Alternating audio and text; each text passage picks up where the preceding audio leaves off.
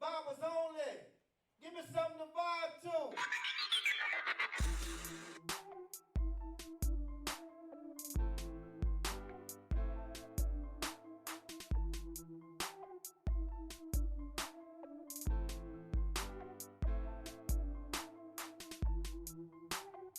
Yo, what's up, everybody? We back on another episode of Goode Street. This is Goode Street Podcast. I'm your host, Goode Street Sam. Is how you find me on Instagram, and I got my co-host with me over there. Oh, what's up, man? It's me, Jupac. I'm the co-host, the big bro. Man, go follow me on Instagram, man. I'm _Ju_Pac on Instagram, and Darryl Rhines is my real name on Facebook. But go follow those Viber'z Only pages, man. That's _Viber'z Only _ on Instagram, and Viber'z Only the brand on Facebook. You know. But man, today we got somebody special, bro. Oh yeah, big guest. Big one. The big dog of all big dogs. Right. The big dogs. Go ahead and introduce yourself, man. We got Dana Coleman, police chief at the Houma Police Department. The Houma Police Department. Pleasure to be here with y'all. yes, Thank you pleasure for to be. letting us in, man. And we also have Officer Roy Williams, Houma Police Department. Yeah. okay, A lot of y'all know Roy. He's Roy. But yeah, man, I was actually, it's like my first podcast. I was kind of nervous, bro. You know, like just coming up here. It's like we got Dana Coleman, man. The police, right. the chief of police. Yeah, like, this is actually like my first time being in here. Yeah. In the Serious? police station. Serious. I came here for something Let before. me tell y'all, it's a pleasure to have y'all here. Yeah, I wish more people would come visit over here, man. Man, I wish. They don't like the way they be coming up here. Right. They ain't coming in When handcuffs. you're coming up here, normally you go into Ashland that day. Yeah. But I mean, we got a great department over here. We got a good relationship with our community, and I mean, the doors are open. I understand, I would say the being reserved about coming here because of how we interact. Yeah. But I mean, we human. Yeah. You don't only see us in uniform; you see us outside of the uniform as well. Man, I just recall, and I like to go way back. First of all, how long have you been in law enforcement? I've been in law enforcement a total of about 27 years. 25 with HPD, and I had 2 years with the sheriff's office. Okay. Oh man. So what got you into law? Well, what did you do prior to law enforcement, and what made you have the deciding factor to get into law enforcement? Prior to law enforcement, I was just a regular college student at Southern University. You went to Southern? Yeah, I went to Southern, the U. Human jukebox. Going against Graham, regular stuff. Hey, swag love though. Bro? All love in the swag. But graduated from Ellender. To be honest with you, I wanted to go to college, get a degree in political science, and I wanted to be the Juan Pickett. Yeah. Really? Yeah, I wanted to get my degree, go into law school, become an attorney, and one day run for judge. And I had aspirations on being the first black judge in Terrebonne Parish. Man, you had your mind set up for that when you was in high school? Right. High school. Man, not in high school. I wasn't thinking like that. Ain't no way. My mind wasn't on that level. Yeah, in high school. So, one thing led to another. Couldn't pursue that, that dream. And while I was in college, I had a brother that worked for the sheriff's office. So I would communicate back and forth to Baton Rouge, to Southern Houma. And, I would be sitting in the living room of Mom's house on Ashlon Street over there. And he would come in the uniform looking crisp. Right. And my brother Bruce, he's a big guy. He's about 6'5", all of about, at that time, he was about 270. But right now, he's well over 3. but he's a big guy. So, I used to be amazed when he come in the house in uniform and I sit that college student doing homework and I'm looking like, golly, knew I couldn't pursue the dream of being a judge. So I had to flip the script. Why you say you couldn't pursue it? Well, running into some roadblocks. Gotcha. Both parents, but only one worked. Law school cost a lot of money. A lot.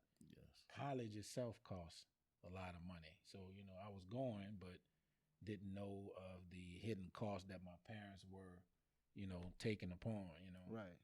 So I just went ahead and decided the career path, change the career path. Started questioning him about law enforcement.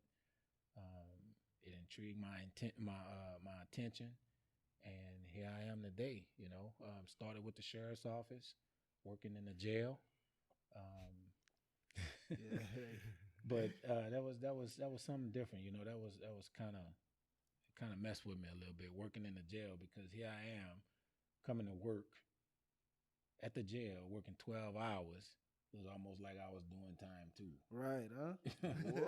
I'm in here just as much as y'all. I'm just in here 12 hours out the day when I want to. That's right. So I wanted to do more as far as not. I looked at that as like a babysitting job.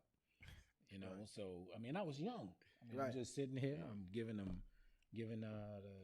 inmates their dinner, their lunch, their medication, whatever they needed. But I wanted to do more. I wanted to see what was the root cause of us coming here. Interesting. So I decided to venture out. Couldn't get a job with the sheriff's office because of nepotism. I had a brother on the road, and the sheriff at the time said he didn't want to have the same family members working in the same division, which is patrol. Okay, yeah. So I decided to join the police department. I had a baseball coach that worked here. He recruited me, and here I am today. Man, that's crazy because I remember, like I told you, I remember your first like detailed security job. Mm-hmm. You used to work with my daddy at J.C. Penney's way back, and I remember that. That's the thing. Okay, I don't even think I've ever saw you as a like patrol officer or anything. Like I remember you being security detail at J.C. Penney's and then chief of police. Right. Wow, That's it. Yeah, wow. That's a big jump. Yes, right. yes. 27 years. I like as far as all the on duty as a uniform officer, like what from the time you started to the time now, like how are things in this area generally? And you say in this area generally, I'm gonna just tell you when I first started in law enforcement, at the jail it was okay. Friends used to just see me put the uniform on, go to work. Really didn't see me out in the community. Right. I don't think they really, had an idea as to what he was doing, what I was doing. But once I put on that HPD uniform and they started seeing me in the community, I'm gonna just tell you, I lost some friends. But back then, it's a difference between when I was on the road now since Roy's on the road. When I was on the road 20-something years ago, the most things we dealt with was starter jackets was out, Jordans was hitting the street. Right. They still hitting the street now 20-something years later. But there was a lot of things going on. Marijuana, crack cocaine was the thing. Yeah. When you talk about narcotics, heroin was something that, the aspect of, dealing with heroin on the street, that you always knew that if I get caught with heroin, I get a life sentence. Right. So a lot of people didn't dab too much into heroin because they figured, I get caught with this stuff, I'm going to jail for life. But now things have switched. Because you don't get that. They removed that life sentence away from people who deal with heroin, and it's more prevalent on the street than I've seen in my entire life. Really? Man, I don't even know what heroin look like. That's a good thing. Right. Keep it that way. Yeah, keep it that way. Keep it that way. But we got our other guest, man, Roy, bro. What's going on? Roy Williams, bro. On duty officer, active, Yes. right? Active. Yeah. How many years? 3.5. 3.5 years active, man. How is that? Fun. I love it every Fun. day. Every day. Every day I come in, I may not smile, but in the inside I'm smiling. Right. All right, you always got to have that demeanor about yourself to be professional. And you smile when you smile at the porn, but I'm always about business. And business means taking care of the community, protecting others, serving the community, helping out people that can't help themselves. And see, it's a benefit because I know that you're actually from this community. Like a lot of cops, we grew up right down the street. Yes. A lot of cops I've never seen them before. Some of the guys on the force, I went to school with them. I know them, and I actually know you are from this community. Right. So give us your backstory. How did Roy get here? So You can of course, start at Turbo playing football. Yeah. Right. That didn't go right. Yeah. So I was playing football, and after high school, I graduated. Everyone, want to go to college. So that was the ultimate goal, to go to college to get a degree, make your parents proud. Right. Went to college, learned college is not for everyone. Right. At that point, I served, I decided to join the Army. I went to the Army, did roughly 5 years in the Army. Came back, still had that sense of serving, and this opportunity was presented to me by a former officer that's no longer work here. Talking to him, I was in between working at Nichols State University as a master HVAC technician, which is, I might say, was very, very boring. I need some excitement. So while going to college, working at Nichols, I spoke with Jamal Jenkins, a former officer here, getting ready to graduate. Finally get that degree in criminal justice. Right. And he's like, man, you put your application in, it's going to take about a year to get on. Well, my year turned into 2 weeks. I got hired at the police department in 2 weeks. Man, you had to be nervous, bro. Yeah. Had A little bit. But when I was in the Army, I went to a lot of like Soldier of the Month boards, stuff like that. So I was always in front of people. I always had a sense of way to talk. And so got hired in like 2 weeks. Went through all the preliminaries and stuff like that. And I started here February 16th of 2018. And so it's been gravy ever since. Great. Because I think of an officer job, man, listen, I don't believe I could do it. I have the utmost respect for what y'all do, because it is a scary job. It is an intimidating, high pressure in a lot of situations, and I'm not cut out for it. I'll tell you this, man. I was told this by my mom. The respect you give others, it will be returned. So, it don't matter who you are or where you come from, what your background is. You treat them with respect, they're going to respect you.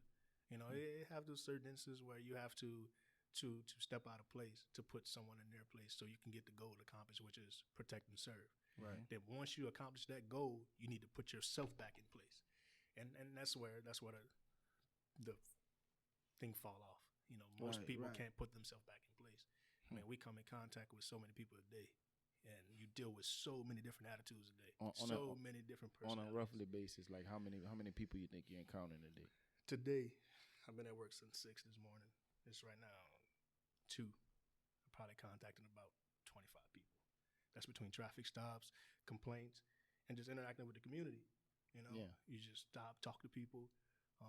When you're looking for someone, you go and talk to the community. Hey, have you seen this person? Have you seen that person?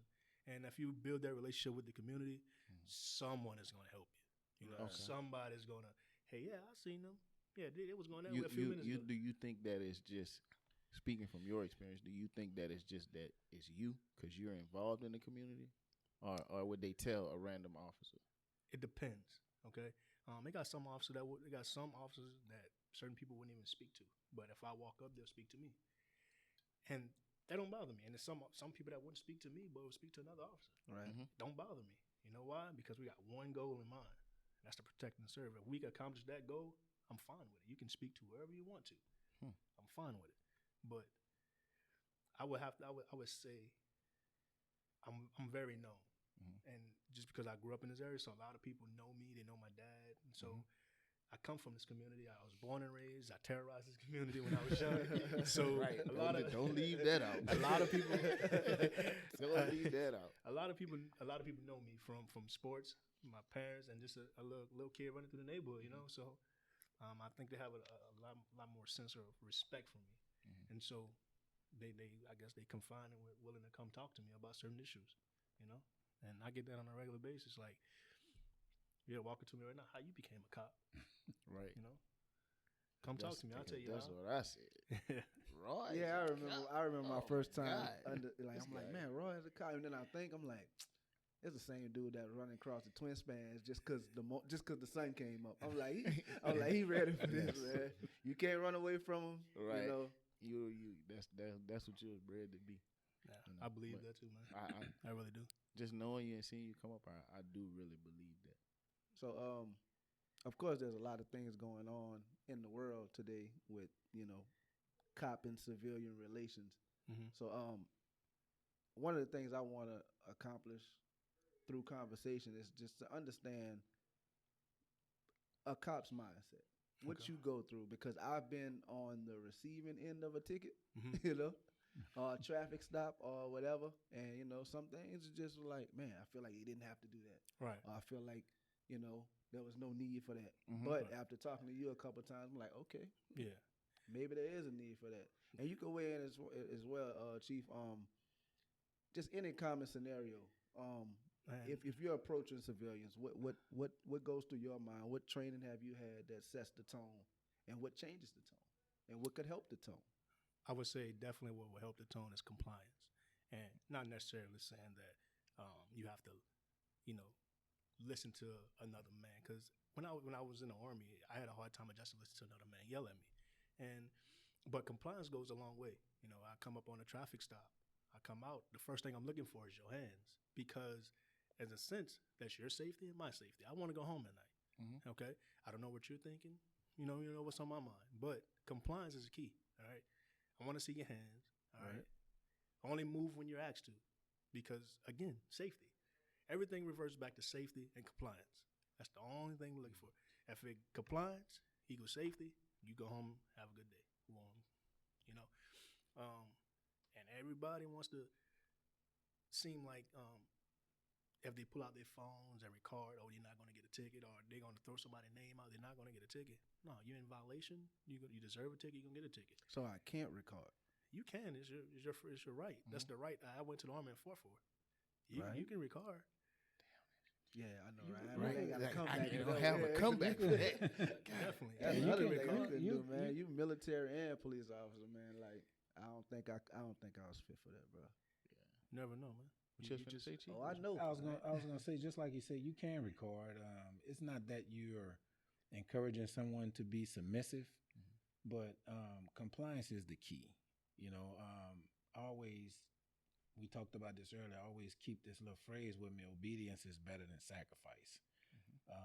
You know, when an officer approach you, that's certain commands that he's going to give you, and you just adhere to those. I mean, I can just sit here and tell you about some stories. I know you said you was on the receiving end of a ticket, traffic stops, and I spoke at a forum a couple weeks ago in Mechanicville, to where, you know, the audience was like, you know, I get stopped by the police, this, that, and the other, and I'm doing this, that, and the other, and why y'all do this? Why you in it? And I felt like I was under attack. You know? Right. So I'm like, hold up, time out. So I stood up and I was like, just because I wear a uniform, just because, you know, I hold this title, police chief, I can give you some scenarios on when I got stopped by the police. Right. And some of them wasn't too good. One in particular was I was going to New Iberia, and we all know Pastor Corian Gray. Yeah. He was getting ordained, and just bought my wife a brand new car, brand new Toyota Avalon, tinted windows, had the temp tag on the back. Going to Mark Lewis's church in New Iberia. State trooper pulls me over. I get out the car. This right after Philandro Castile was killed. I get pulled over. State trooper asks me for my credentials. I give him my ID, insurance, along with my police ID. Trooper looks through it. While he's looking through it, I want to say a New Iberia, either sheriff's office or police department pulled up, and he had a K9. So like I said, I'm in slacks, long sleeve shirt, bow tie, wife in the car. The trooper going through my stuff. You know the reason why I stopped? You know, sir, was I speeding? He said, no, I see the car, no license plate. I couldn't see it. He said, but now I see you got your temp tag on the back dash. When the other officer gets out of his car, he got a K9 barking aggressive. Come on. Oh, he had it. He got the K9 out his unit on a traffic stop. He was from another agency, either New Iberia SO or PD. So he's K9 is barking. You know, the trooper was like, we don't need that. You know, so he was like, you gonna search the car? Trooper's like, there's no need for me to search the car. So I'm standing there. I know the trooper know who I am because I gave him my ID. Right. You know, so the trooper tells him there's no need to search the car. And then he was like, so I could just do a quick search around the car to see if they got any narcotics in it. Trooper's like, there's no need to search the car. And so he was like, are you sure? So the trooper walks up to him and tells him, and I can hear him, this is the police chief from Houma. And I hear the guy say, well, what does that mean? So I'm the Right. Hey, I mean, What? it's and crazy though. and I'm gonna tell you, the officers the trooper didn't look like me, and the Right. other guy didn't look like me. So when Right. I hear that, my wife didn't hear it because she's in the car. Yeah. But when I hear it, I'm looking for support from this trooper Right. to put him in check before I come out of character.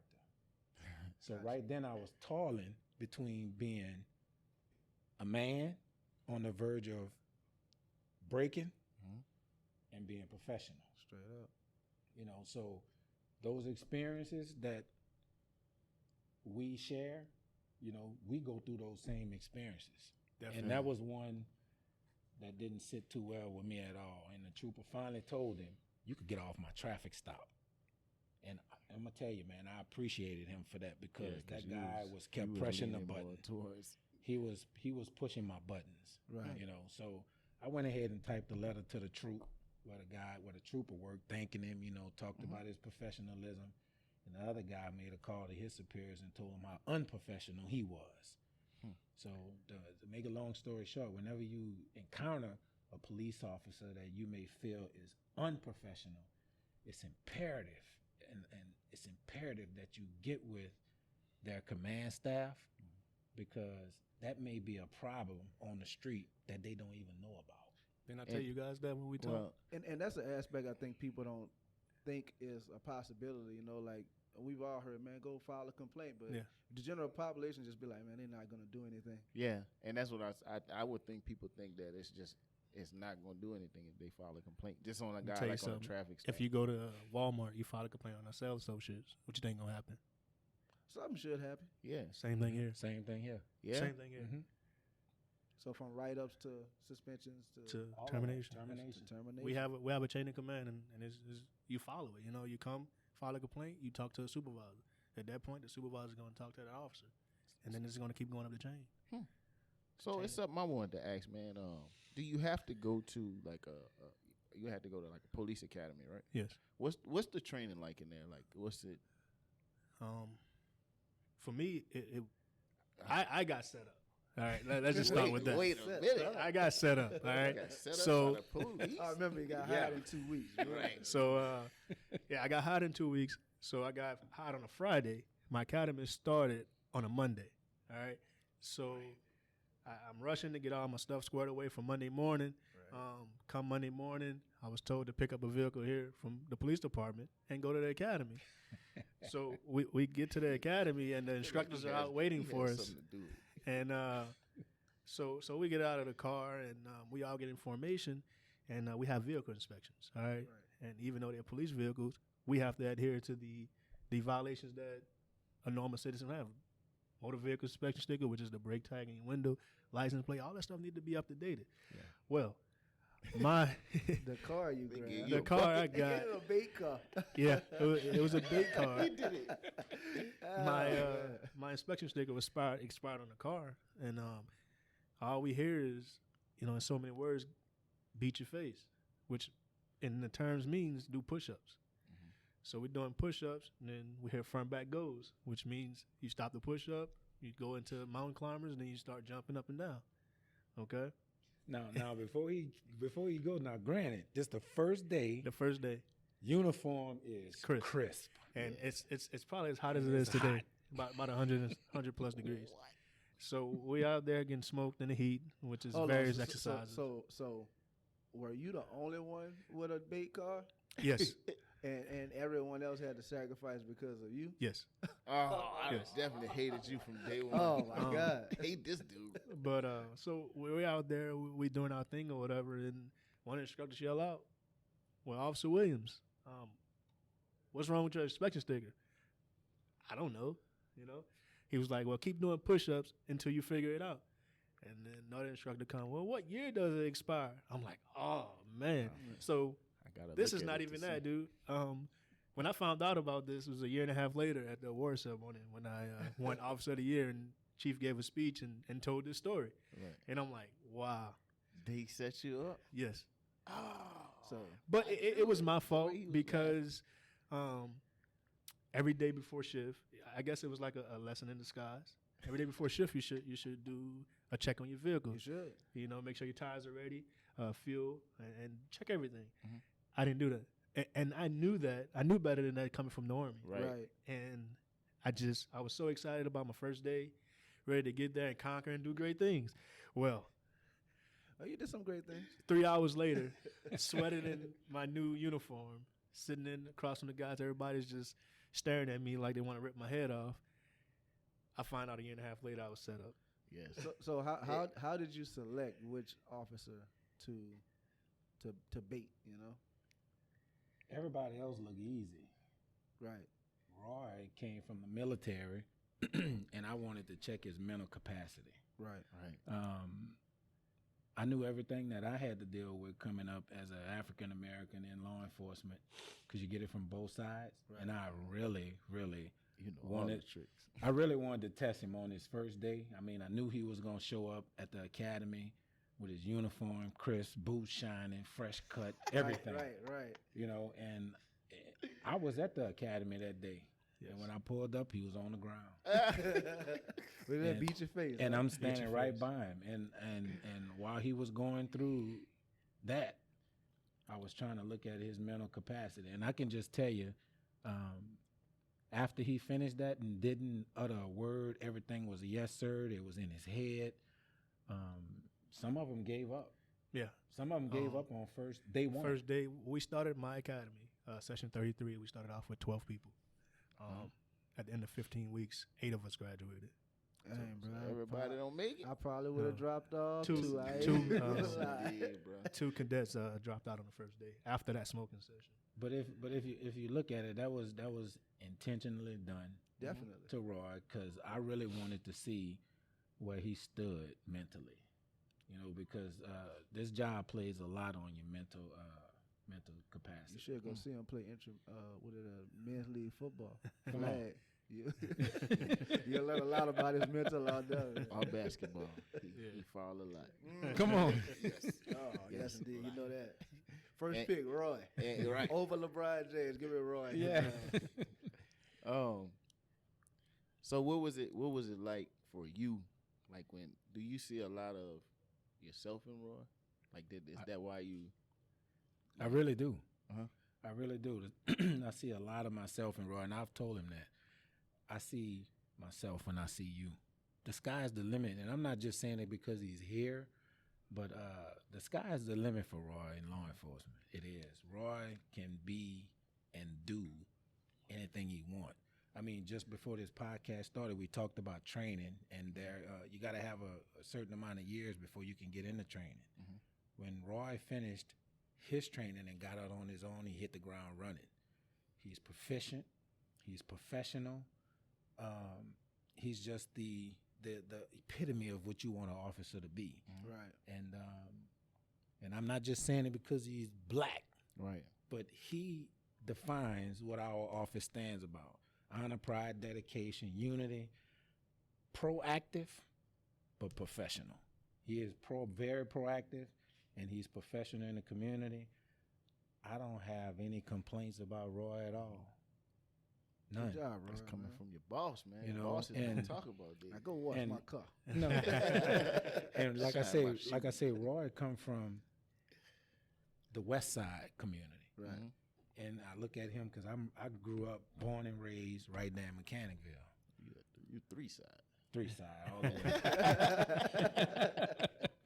So I see a lot. The sky's the limit for him here. Uh-huh. You know, and some people you want to pass the torch to, and he'll be one that I would enjoy passing the torch to.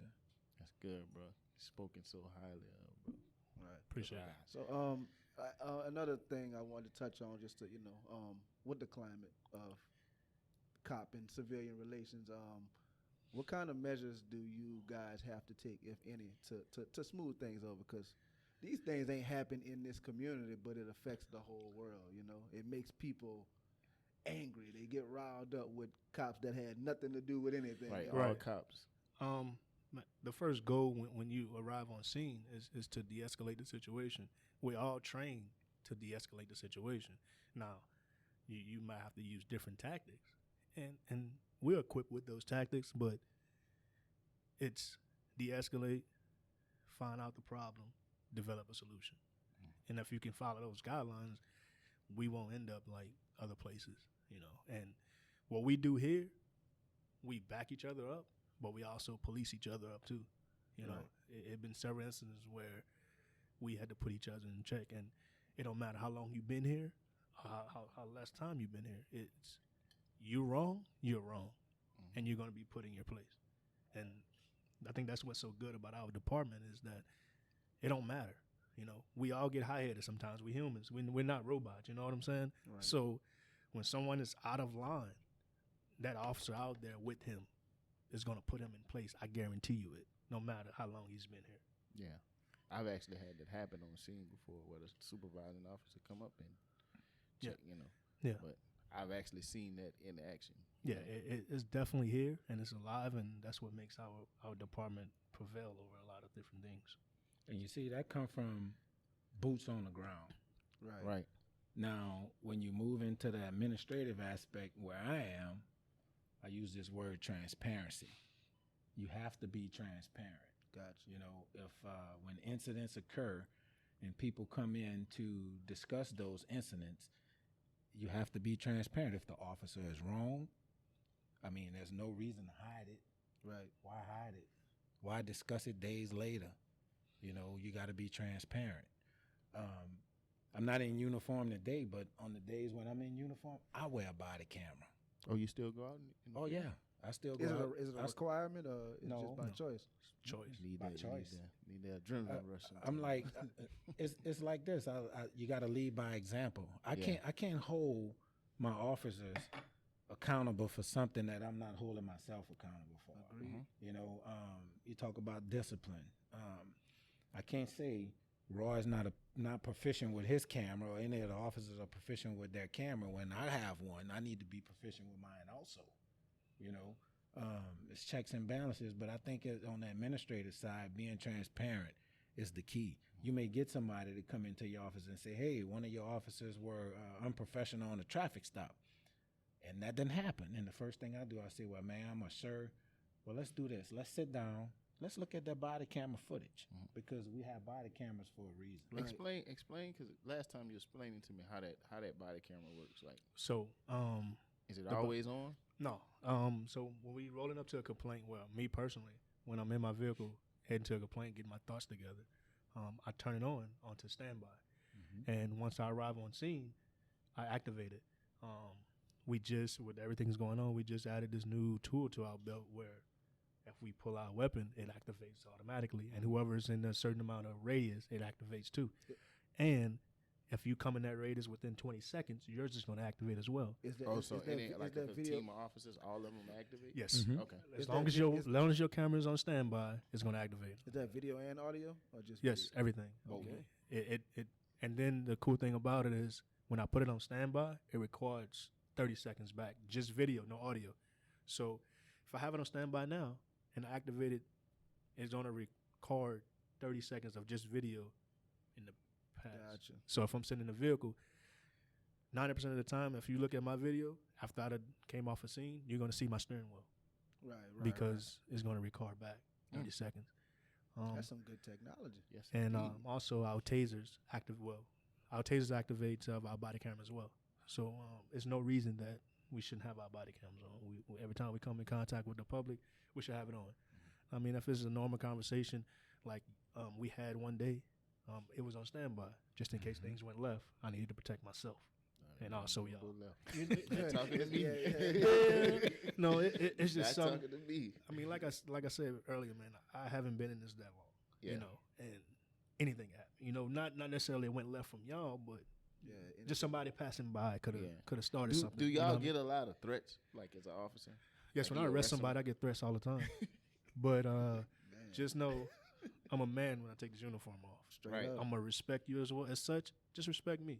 And like I told y'all before, man, I have arrested people. When you get in the back of my unit, I may be young, but I'm wise. You know, you're gonna get a lesson. I'm gonna educate you. I'm gonna tell you what you did wrong and how you should fix it. Because that's when I got caught and I got in trouble, my mom told me why she's going to do it, and then she did it. Yeah. And Why told me you why catching not to that do it. whooping, yeah. Yes. And so, I mean, I'm not necessarily I'm whooping anybody, but when you're going down to that jail, you're going to get a life lesson, you know?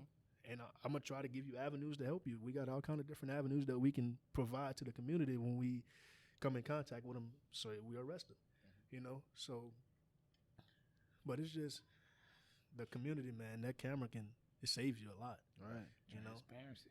You know, if that camera is on, there's nothing that the community can come and say that you did because that camera is on. It seemed like it's gonna have a video from somewhere. Yeah, just Think about that to say happened. that. It's going. You go walk just out this pop up. building here now, and you on video. Right. You know, you can go down memory lane or any highway or whatever. You're gonna get captured on Do video from you somewhere. think that's taking the police work out of police work? No? That's what a lot of people say. Oh, cameras, dude, just come. It's not. It's not. Me personally, I welcome the cameras, Uh-huh.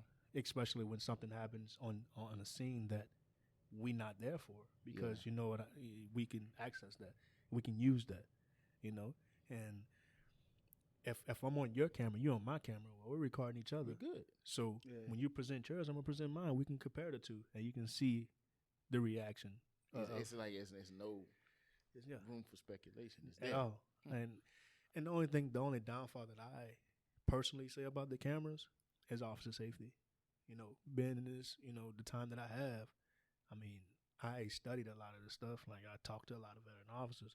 Officer safety is a big issue, you know, and that's why a lot of stuff that happened, because certain individuals put this uniform on, and when they take it off, they that same individual, but they don't believe that when they have their uniform on. Oh no. You know, so I feel like that those cameras are welcome, but officer safety is an issue with it.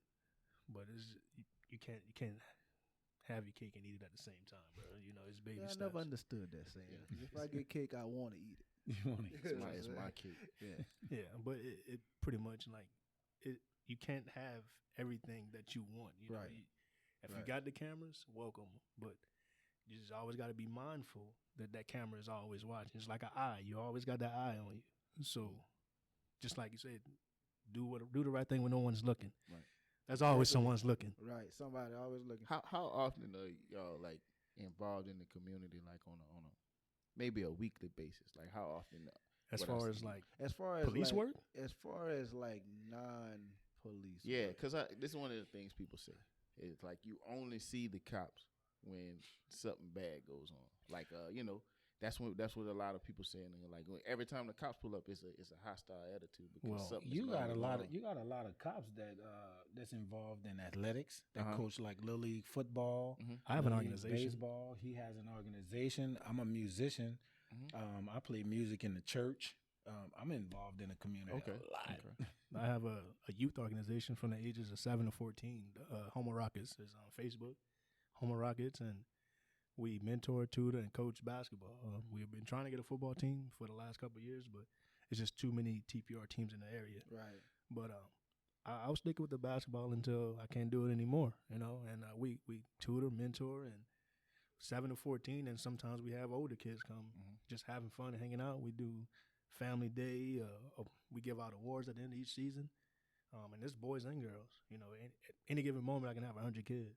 You know, and we also, my organization does give backs. I did a school supply give back last year, and the year before that, 2 years in a row. And I only had the organization 3 years now. So you're very proactive. Yes, indeed. You perfect. A lot going on, man. Let me borrow your resume. So has this COVID outbreak changed anything for you guys? Just precautionary wise. Yeah, yes, it has. We've encouraged our officers in the beginning of this COVID to handle most of the calls by phone because we're trying to protect them as well. We supplied them with several PPEs to protect themselves. There are some other aspects of social distancing. We tell them, you know, because at first, you know, when you used to, back in the day when you used to interview people, it was up and personal, but now we tell them to use that 6-foot distance and stuff like that, because if one person gets sick on shift with COVID, then we have a whole shift that we may have to quarantine. Right. So we try to do our very best to protect them because, you know, they can't save others if they can't save themselves. You know what I'm saying? So That would be kind of scary, man. You heard the whole police station had to shut down because of COVID. Just imagine that people want to disband police. Right, defund Right. out. That's Like, something. that's go fix something, right? It's not. That won't fix anything. So what you taking the law into your own hands? Right. You don't even know the law. Right. What's y'all future plans, man? What's Dana Coleman's future Yeah, plan? is there anything past Cheif for you? You need to be that judge, man. You I need know, to shoot for man. that, bro. Yes, there is something past Cheif. I'm in the drop right now. I could have retired in January, but I signed up for the drop program. It's a deferred retirement option plan where I'm in again for another 3 years. After I finish the drop, I have an option to do another 5. But I'm a firm believer of not being at the top for too long because people start gunning for you. Straight up. I do believe that whenever you're in a leadership position, you need to pass the torch to someone else, and you need to get out while you're on the top of your game. Don't get out while you have controversy going on. Oh yeah. But I do have aspirations. I looked into employment with the Attorney General's office in Texas. Oh, okay. Okay. Like I said, I've accomplished one goal as far as working towards my retirement. My wife works for Chase Bank. She's turned down a lot of employment opportunities to advance her career because I was so close to retirement. Right. But now, since I have this drop option, I told her, I said, focus on your career because I could probably get a job anywhere. Right. But I am looking at the Attorney General's office in Texas. Okay. Yes. And what about you, Roy? What you see yourself being, man? It's just been 3.5 years, right? Yeah. How you got that cop of the year? That was 1 year or twice? That was 1 year. That was last year. Persistence. Come You on. know, just coming to work every day. I told you, man, I'm happy when I'm here. I'm enjoyed to be here. We got Like, a nickname for you, bro. We call yeah. it. we call you Roy-Bo Cop. It's like RoboCop, bro. But yeah, man, I come to work every day just taking it a call at a time and just trying to help. I get enjoyment out of helping people, man, and just that sense of serving, And this is a close-knit situation, so it's not like the Army. You got a whole broad range of things to do, but it's just that sense of serving after been serving before. And this community is something that is where I grew up. It raised me, so why not come home and make it a better place? And for future goals, I have aspirations of running this place. So Okay, gunning for the top so already. it's not gunning for the top. It's just Rubs hands like birds, man. it's just it's just something that I want to do.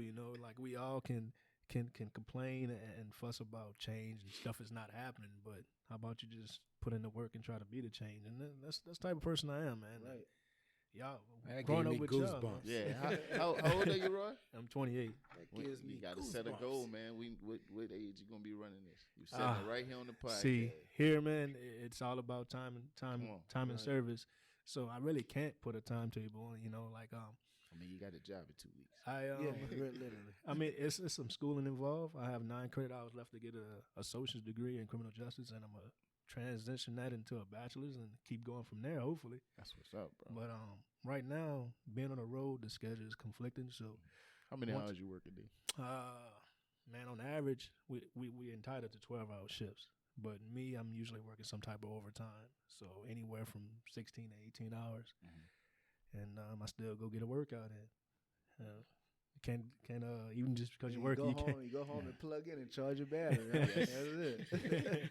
Yeah, but I really can't put a timetable on what age I want to run this, but just know I have goals to do it one day. Yeah, And it's not, I'm not gunning for it. It's just something that I believe I can do and make a change. And by the time I make that move, Cheif gonna be relaxing on the beach somewhere. Chief, how old are you? 47. 47. Oh man, you young old man. Yeah. Young old. Yo. Right. 47. I would think this is a pretty stressful job. I don't know. I feel like it's a stressful job being a policeman. How you maintain that young look, bro?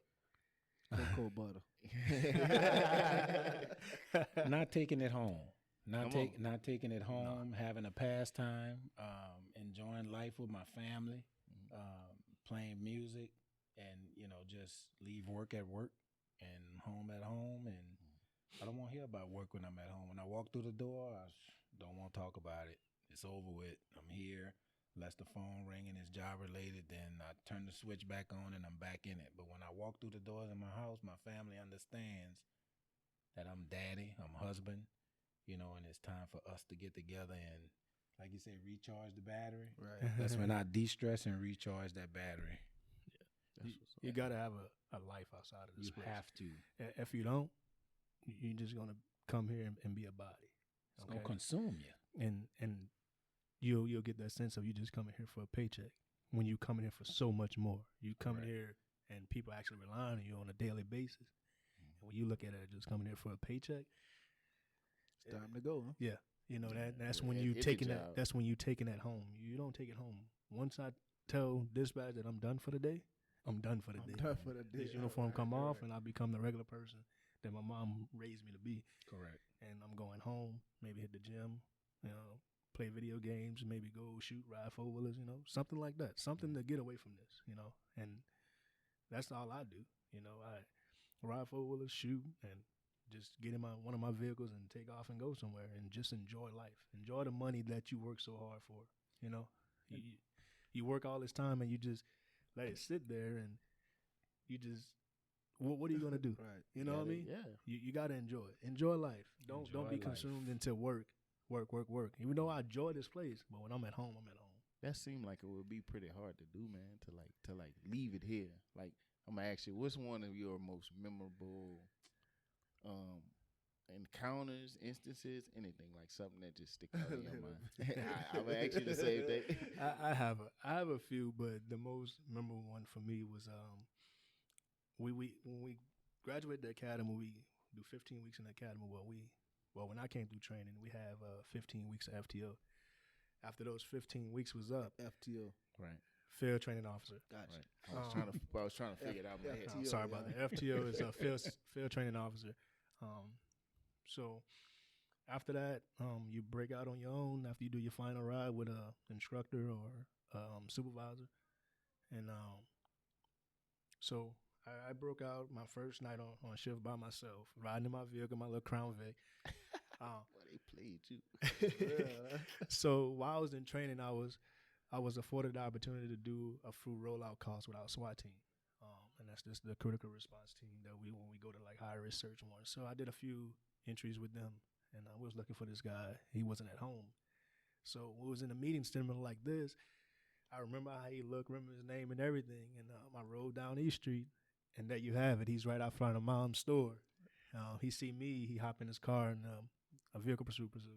It starts, and we was riding around the east side, and he decided to bail out on foot, and so I got in a vehicle chase and a foot chase in the same day, and yes, I caught him. Of course. If you ever seen Roy tackle somebody. Yeah. Yes, indeed, man. So that's one of my most memorable things. How long were you a cop before that happened?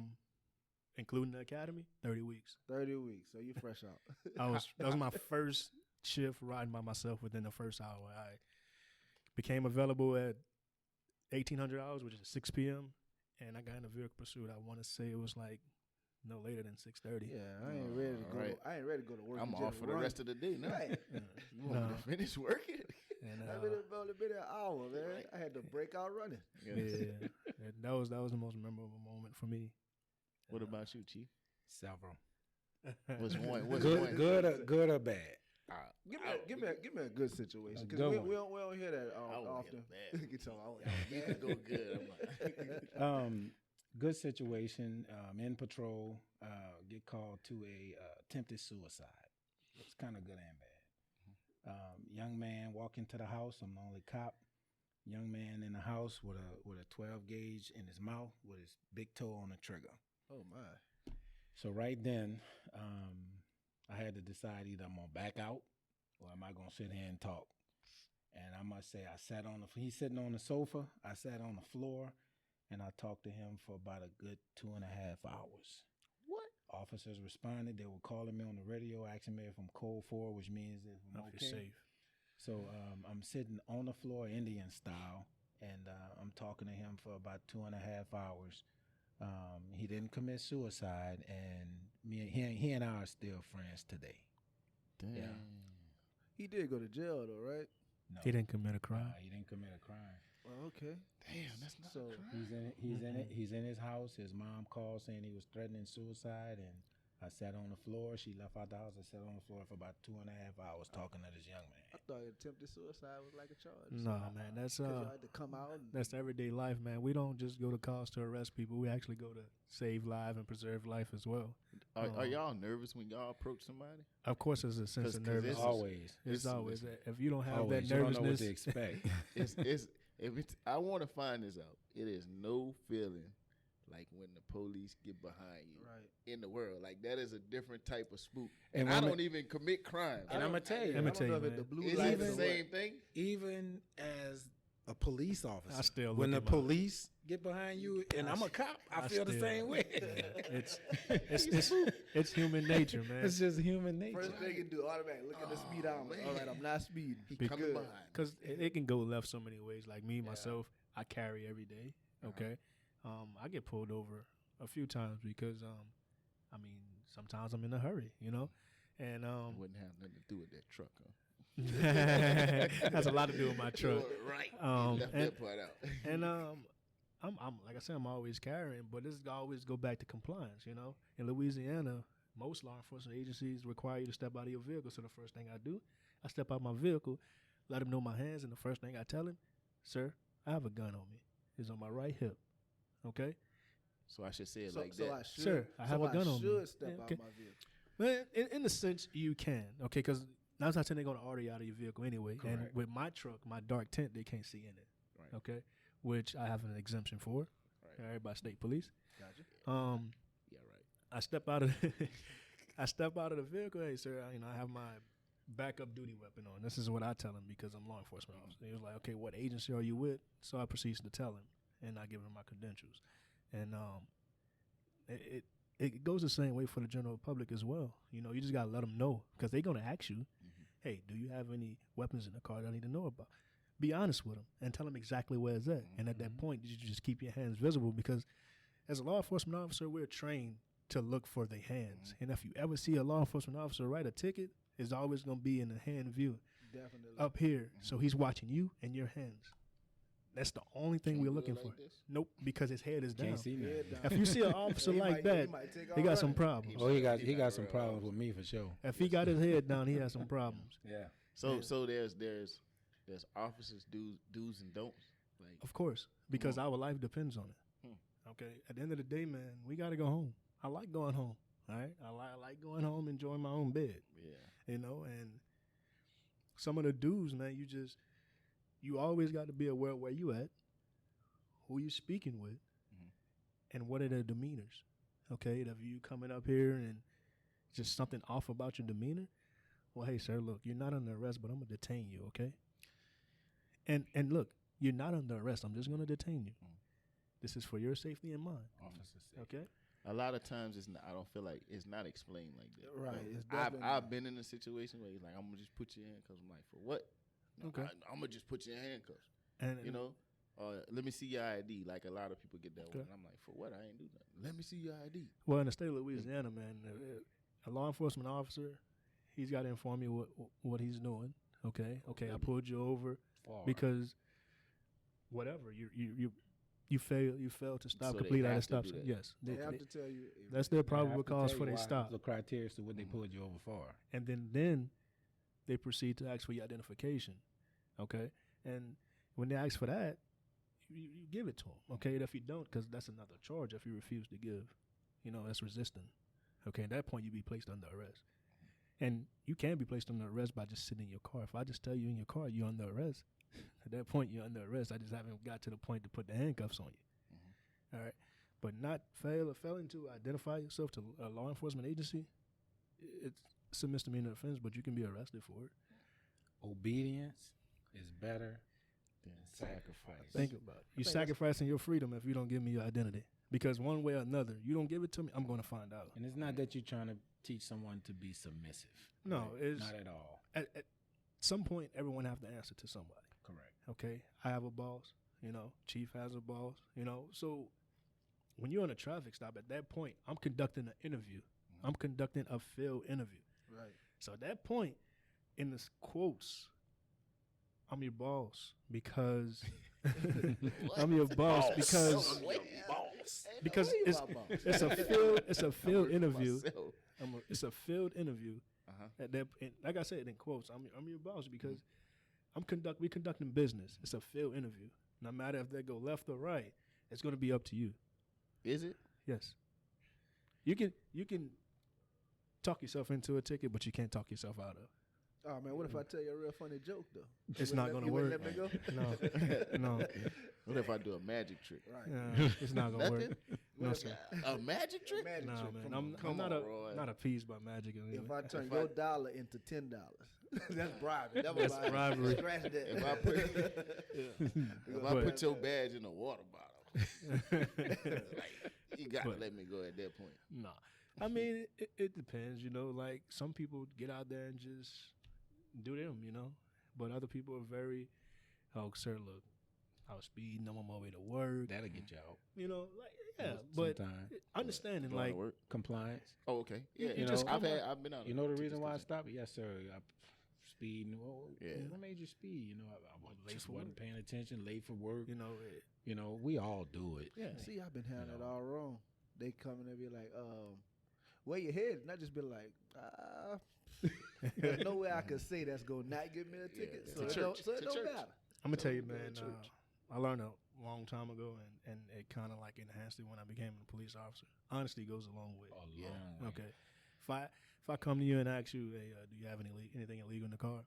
Man, that's hard to do, Roy. To the average civilian, that's hard for me. I'm gonna tell you, man. If that question is asked to you, 9 out of 10 that officer already knows something. Already know. Because he has probable cause to search it. Man, that's hard to do. That's a given, man. So honesty goes a long way. Police the truth. Right. But I mean, you that's what I'm saying. It's a decision. It go a long way. Because we think, we know the law. People think they know the law. If my glove compartment locked, my trunk locked, they can't go in it. Can you reach it? Can you reach From your the glove compartment from your driver's seat? Not without Can you reach it though? contorting my body. But can you reach it though? No, I can't. Look. Can the average person reach it? Nah. I believe so. Yeah, I mean, they yeah, let you The know. average person can reach it. I'm Yeah. not reaching. That's what the law. Right. I'm not gonna do that. That's what if you right there. That's what the law goes on. The average person can reach it, man. Yeah. But honesty goes a long way. Honesty you know? goes a long. If you can be honest with a cop, you're gonna be in and out and no problems. All right, as long as there ain't anything like major, anything foul or serious something like that. crime. Yeah. How many people you find in a day Like when I'm by myself or when I have a trainee with me. when you by yourself, like try to be is it different? Yes, it's very different because, like I said before, when I have Two a cops, when way I have worse a than one. when I have a trainee in my car, man, I try to harp on the things that we do on a daily basis. Notice I said it's daily, not routine, because there's no routine in cop work. All right, on a daily basis, things that we do like daily calls, like responding to alarms, responding to accidents, responding to medicals. Like I try to focus on that and because most officers that come in nowadays, they're not from around here. Right. So trying to get familiar with the area because, excuse me, we riding around. I might see a shortcut. Like, hey man, if they get that cut right there, they're gonna come out on Polk Street. Hey man, they hit that. You teaching them where to cut that road? Of course, man, because maybe I might be in that area and I might need that officer to come back me up. He need to know the quickest way to get there. Right. So it's not for him to catch anybody. It's for him to get to me. Right. Maybe I'm running somebody down and need a little help, or maybe I'm struggling with someone and I need some assistance and he need to come, or maybe I'm doing CPR and I need the fastest officer to get here to help me to assist. I need him to get there. How long you have a trainee? How long are they in training? A month. A month. A month long. You? Yes. And then they get the Crown Vic. with the inspection sticker. Yeah. They get the bait card. Yeah, but my Like, bait man, card your wasn't inspection a sticker Crown Vic. It was an unmarked Charger. Yeah. Oh, gotcha. They know. They knew you was gonna like that charge. But I wouldn't change it. So- So what I gotta do to go on a ride along, man? Right, bro. That's a question for Chief. Yeah. Just a short one. I ain't Just- trying to chase I no won't ride. we can set something up for you all to go on a ride along. That's what's up, bro. We just would have to cover some legal things. I watch Law and Order. I'm good. Yeah. Some things we just have to cover. That's it. But we can set that. I up. definitely won't do that, man. And we have plans to organize I don't know what to call it, a community day where y'all come out, cops and Yeah, do all for us. Yeah, we play basketball, Dumas ball, crawfish, softball, whatever y'all want to do, man. I'm all for it. Yeah, I think that's the biggest thing, bro. A lot of people say, like, we know you, we know y'all. Y'all were very active in the community. Just people like Jeff, stuff like they were very active. But when you see one of these new cops in the, you know what I'm saying? Right. That's the ones that are responding to the calls, like Morgan Street and shit. Like they never been through that area, so. Right, and that's part of the training process. Okay, like I don't hold anything back from them guys when they send in my passenger seat because at the end of the day, I rely on them and the public rely on them. So when we patrolling the streets, like, hey man, that's a dope house. Like, hey man, I arrested somebody right there. He was walking down the street with an AK-47. Yeah, I arrested him right there. So be mindful when you're in certain areas. You know what I mean? Like, I would never lead a trainee to do something that I wouldn't do. Just being in the neighborhood, like speaking to people, just greeting them, like, hey, how you doing? Like you have to be, you have to be that officer. You have to be out there letting these people know, like, you're not only there, like you saying, when something's bad. Like one day I'm with my trainee and we just riding up and down the streets in the neighborhood off of Park Avenue. The guy flagged us down like, hey man, are y'all looking for something? I'm like, no sir, we just patrolling the area. How you doing today? Stuff like that. Right. Like, just patrolling the area that they think you're looking for someone, but that's not the case anymore, and we're trying to change that here. That's that. I think that's something like that. Yeah, really is in order. Like, man, I could recall, being on Morgan Street and stuff, and having officers just pull up and stand out there and clown with us, Yeah, and just stuff like that. And I do that. I still do that, man. I did it with y'all, and I even invite my trainee to come out there and talk to you guys, man. Like, that's what we try to encourage. Yeah, and that's what's needed, bro. I had a sergeant call me yesterday. He saw a unit parked on I want to say Stovall or Prince Collins while he was working, and it's one of our new officers, Watson. He said he pulled over. He saw the unit. He went to the house, knocked on the door, and here it is, the officer sitting in the house drinking coffee with an old lady. Come on. Yeah, so we trying to encourage our officers to get back to that. Right, and that's what I like. And like, every time I see you. What a lot of people don't believe, and I'm here to tell them, when we ride in the neighborhood, you can stop and talk to us, but also when we ride in the neighborhood, tell us what's going on, because we can't be at every place at one time. If something's going on, maybe we can hit that area harder, patrol a little more, and be proactive. Also, a lot of people don't know, we got a lot of people out there that actually care for us, offer us drinks, food. There've been several barbecues I've been invited to. I work so much, man. I don't have time to go back. Fix me a plate, man. I'm gonna come. Yeah, one lady fixed several to-go plates and gave it to us, and I bought it back here. We enjoyed it. It was really good. If you see this, ma'am, thank you. I'm gonna just tell you now, with all what you see going on now with the community and law enforcement, you see law enforcement being a little more reserved, because we didn't talk about the issue, but there was an issue that Roy experienced a few weeks ago with a kid with a gun. I go to a forum and I'm looking for help as a chief, because if the kid didn't know me, if he wasn't from this area, I probably could mentor the kid, reach out to the kid. But if I go to him and try to talk to him, and this little kid said he had aspirations on killing a cop. Yeah, So I reached out to him and I told him, I said, I can't do it, because in the uniform, out the uniform, this child gonna see me as a cop. Right, you know what I'm saying? So I'm looking for you all from some help, because I would like to see somebody grab this young man, put him under the wing, and mentor him and change his mentality, so we don't have our community fractured by the actions of someone that's just trying to act out or something. Right. And it was rough. That was a very bad day. Yeah. And it was, the kid was 15, and he was coming out of the store, and he seen us. He immediately turned around. So we was looking for someone, and he saw the master description. So we just tried to make contact with him, and upon making contact with him, he just was all fidgety and stuff.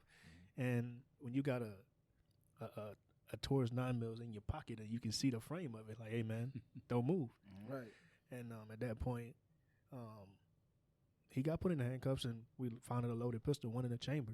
And he immediately said, I should have took off running and shot at y'all like in the movies. And I'm like, dude. Grand Theft Auto, man. I'm like, dude, everything you see on TV is not real. All right. Be on that Grand Theft But Auto, bro. I can guarantee you it'd be a different scenario if you'd have pulled that gun. Because at the end of the day, I'm going home. Okay. Yeah, but that was my same logic when I was offshore, man. I used to tell them young cats, like, listen, this dangerous. Somebody can get hurt. Yeah. It's not gonna be me. And so y'all need to pay attention. And I mean, when we bought that kid here, man, he was just out there bad, man. Like, just wouldn't give up and threaten and just throwing out these very high risk threats. And he had an audience because he had his little buddy that was with him. And once we removed his buddy and released his buddy because his buddy just had some marijuana on him, so we sent him home with a summons to his parents. Me being the person I am and having an organization with kids his age, I went in there. I went inside the booking area and sat down, and it's like, man, what are your goals in life? Now, mind you, this kid just threatened my life.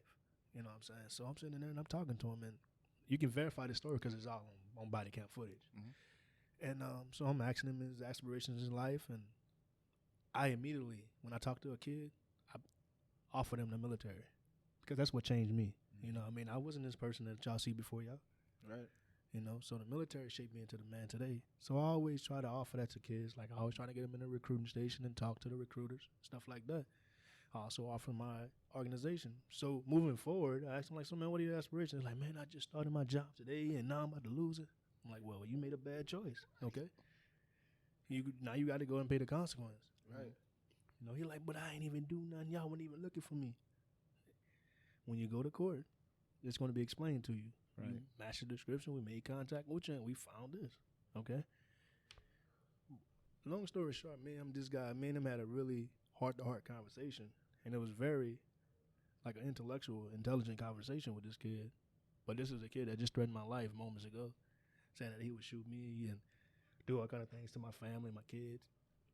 Man, the threats get that bad? Oh, yeah. Oh, it gets worse, man. It gets worse. And unfortunately, I explained this to the parent, and she just couldn't believe it. You know, it's not the type of kid she's raising, but you know, some kids live two personalities. You know, they goody two shoes in front of the parent, thug from the hood in front of their friends. Right. You know, and just talking to him, man, I feel deep down in my heart that I kind of got to him, and I expect to be seeing him whenever he's released from the juvenile center. That's good, bro. Coming here and maybe reaching out. Yeah. I even gave his mom my number to call me, contact the treasurer of my organization, and try to help him out that way. Since he did lose his job, I offered to help out with his school supplies because that's what he was doing. He was working to try to get his school stuff. I'm like, look, I have an organization. I can help out with it. I gave her my number. Whenever he's released, I just hope he reach out to me. If he's watching this, man, hey, I'm still here. Reach out, man. Yeah. Whoever Takes he is. a village. Yes, it does take a village, bro. Take a village. You know, It so. really does. But yeah, me and him had a heart-to-heart and kind of got to him after his audience left. And that's what I try to do with everybody. You can be 50 years old, I'm going to try to reach out to you some kind of way. Yeah. You know what I mean? I know a little about a lot, and I can spread what I know to you. You know what I'm saying? I'm not going to shoot you wrong. If I don't know the answer, I'm going to tell you I don't know. But I'm going to go find it. That's what's up, bro.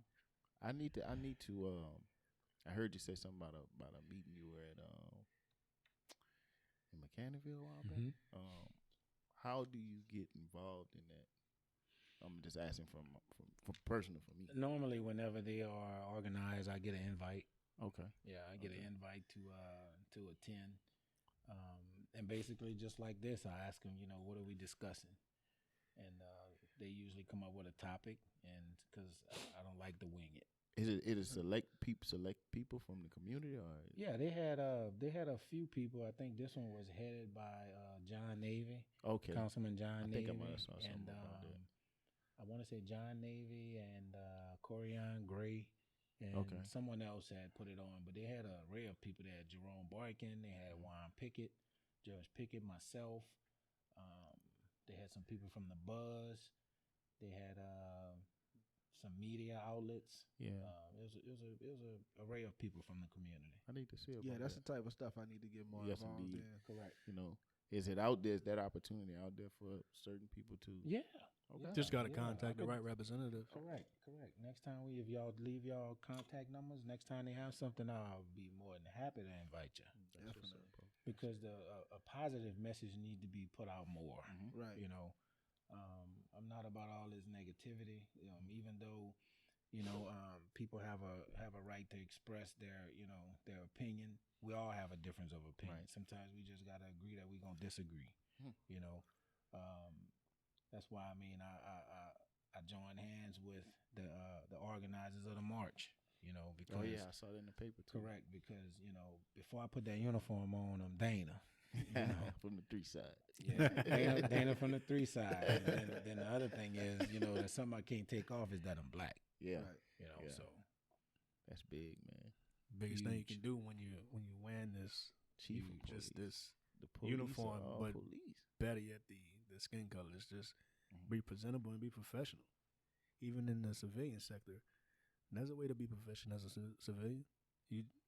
When you encounter something, you don't everything don't need an answer or a reaction. Mhm. Okay, Right. some things you just can Take it on the shoulder and just keep it moving. That's just growing though. You grew. Yeah. When you start to respect others, like you just naturally respect other men. Yeah, You know? I mean respect. Everybody anyway. Yeah, I mean respect goes a long way, Yeah. and I say in law enforcement, but it goes a long way in life. a long way in life. Just a simple yes ma'am, no ma'am, yes sir, no sir can go a long Right. ways. Oh, Or yeah. greeting somebody with the time of day can go a long way. You can change somebody's day, just by greeting them. And it's just like your breakfast is the most important meal of the day. Well, greeting is the most important thing of the day. Yeah. You greet like when y'all walked in. It's different forms of greeting. How y'all doing? Shake your hands. Yeah.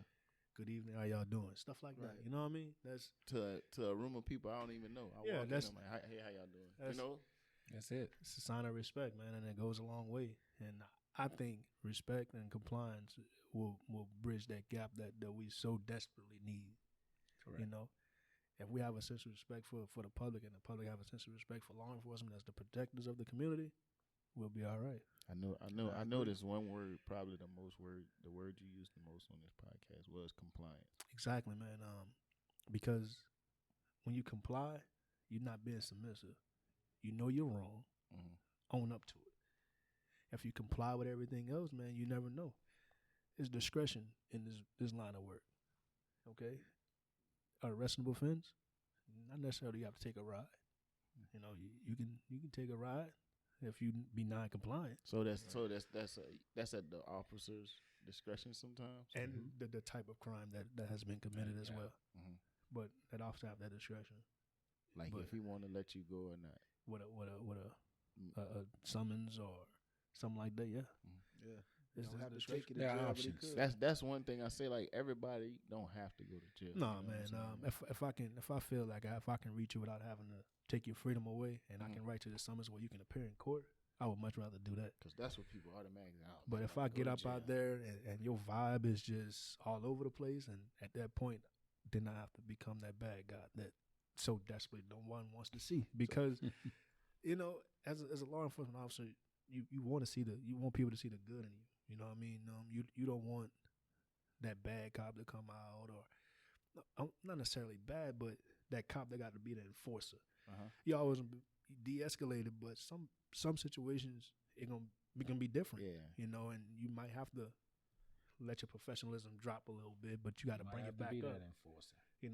And sometimes that enforcement come quicker than it should, Mhm. but at the same time, it usually be necessary because when you're dealing with certain individuals, especially when they got some liquor encouragement in them, it's Yeah, a that different. gotta be tough. What's the dumbest like criminal encounter you had? Like something that's just all out. Like, oh, come on, bro. So Like, They come got on, a lot of man. years, huh? Come on, Yeah, man. I got a lot of years to go through. well, I had a complaint at Walmart. This individual was stealing food. Mhm. Okay, and it wasn't no normal small amount of food. It was a good bit of food. Like so ribs and steaks. yes, and like some the expensive meats. And so when I came in contact with her, I said, "Hey, ma'am, why are you doing this?"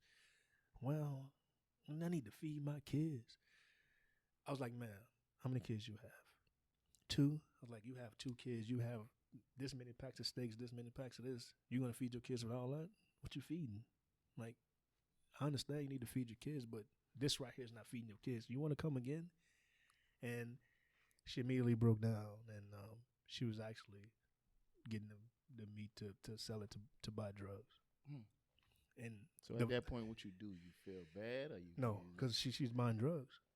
Now, it been several cases where a guy that we grew up with, I'm not gonna say his name, but I had an encounter with him. He was stealing out of Dollar General. I charged him, but I paid for his stuff. Now I'm confused. You made charge him like he went to jail? No. Oh, I wrote him a summons, and the only reason why that happened was because the manager of the store was so adamant about having him charged, even though I was paying for the items. Now he had passed all points of sales. I caught him down the street. I brought him back to the store with all the items, and I asked her, "Hey, if I pay for this guy, would you mind not filing charges?" She's like, "No, I want to file charges." Okay. Well, here's the money for it. And I went out like, "Hey man, look, this is your summons. Just go to court. Here's your items as well." And I never seen him stealing in the store again. That was out of dollar store. Dollar Maybe General. good snacks. Well, this is It's that snacks. It's a dollar store. it's a line between like BS, like the items that he was taking. I knew he was hungry. He had some Twizzlers and some noodles. Oh Yeah, I knew he was hungry. Twizzlers. I knew he was Skips hungry. clean. They could take that out. Yeah, so I mean, I knew he was hungry, and I mean, I paid for the items, and I haven't encountered him again. And I hope. Do you know when you leave a person like with that type of impression that it's Yes. gonna change them? Yes, because when you sit down and have a conversation with someone, you can tell when they BSing you. You know what I mean? You can tell when they just trying to tell you what you want to hear. Right. And at that point, I feel offended because I'm actually really trying to help you. And now you BSing me now. You're trying to take my kindness for weakness, and that's when the enforcer come out. That's when the RoboCop. RoboCop. And, Destroy. so Don't run from me. and that's when things. That's when I take care of business, and I'm not gonna miss you with any charge because I feel like you're trying to take advantage of me. Gotcha. Yeah. Hey man, this was very informative, bro. I feel like a lot of people don't take the opportunity to think for one, but think about it from another person's perspective, because I mean, we don't have to deal with 100 crazy people a day, whatever. Right. We don't know You what that have to does know. to our mentality. Like, Right. I mean, if somebody called me, "Hey man, go to this house," dude got a gun. Like, no, Right. I'm gonna go when the gun gone. Right. We got a Just- robbery in progress. If you guys Still don't there. remember anything, remember this: when the shots have been fired, remember which way are you running and which way the cops are running, and that should show you the dedication that we have at this job. Yeah, y'all run to the shots. Yeah. You're gonna see my back. I'm gonna see your chest. Yes, most definitely. Most definitely. Any last words, man? Anything y'all want to say? We're gonna wrap it up, bro. I really like this. I think we pretty much covered it. Compliance was one that was used. I mean, it's a two-way thing here. In order for us to bridge the gap between the community and law enforcement, we both have to work together. Straight You know up. what I'm saying? The community, getting to know the law enforcement, and together we can make this entire community better. I always use this phrase, one hand wash the other, and it takes two to wash the face. So, if we can come together, I think we can really, really bridge the gap and do some great things within our community together instead of being separate. That's the goal, man.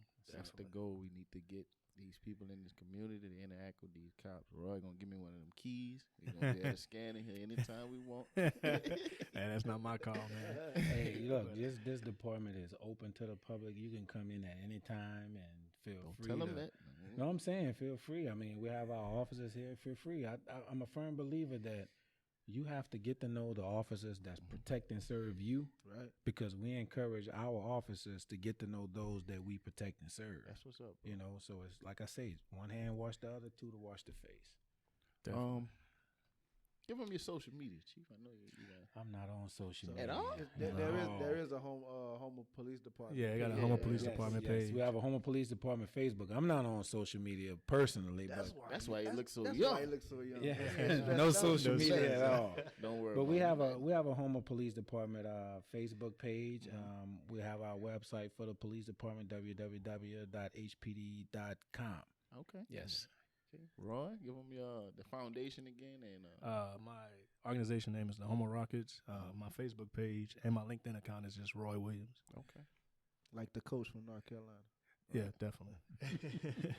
His name on Twitter is Roy Bocott. I don't have a Twitter. And if you Y'all want to taught me find us, something different. man, you can find us at _Viber'z Only _ on Instagram and Viber'z Only the brand on Facebook. Yep, this is Goode Street, the Pull Up Podcast, man. We out.